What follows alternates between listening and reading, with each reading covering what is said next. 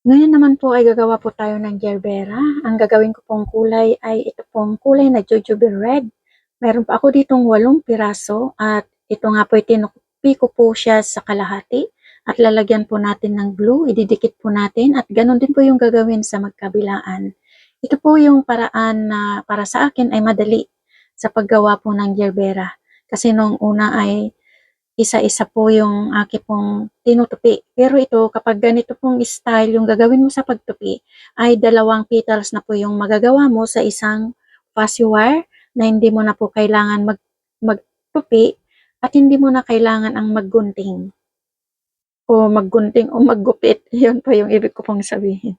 Pag palagi ka palang gumagawa po ng ganito at nadidikitan yung kamay mo ng glue, ay parang baliwala na lang sa'yo. Hindi ka na umaaray kasi parang nasasanay na yung kamay. At pagkatapos nga po itong matupi at magpagdikit-dikitin ay ito naman, pinagsama-sama ko po yung 8 piraso. At ganito na po yung kinalabasan. Kailangan lang po ay pantay-pantay yung paggawa po natin, yung pagdikit po natin para maganda po itong tignan. Ngayon naman po ay kumuha po ako ng off-white at binilog ko po ito dahil ito po yung aking ilalagay po sa gitna. Dahil ito po yung paraan ng nakita ko sa paggawa po ng gerbera, ay nakakarami po ako. Sa isang araw, baka ilan po yung nagagawa ko, 4 po yata o 5 piraso po yung nagagawa ko na gerbera. At hindi naman po ako, hindi lang naman po ito yung aking ginagawa.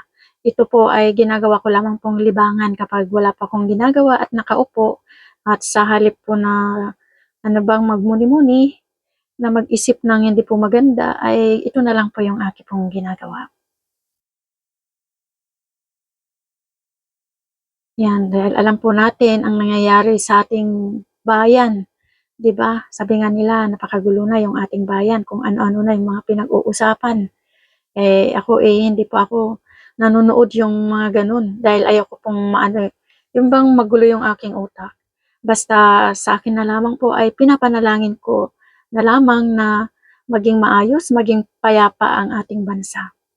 At pagkatapos nga ko pong ginawa po yung off-white sa bilog ay kumuha po ako ng yellow. Ito po yung gardenia yellow.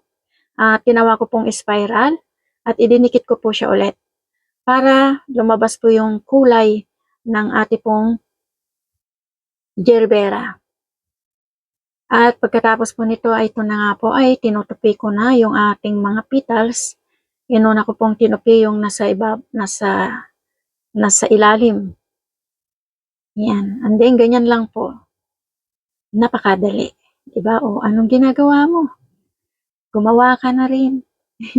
Maganda po itong libangan. And thank you for watching. God bless us all. Mag-iingat po palagi and Jesus loves you.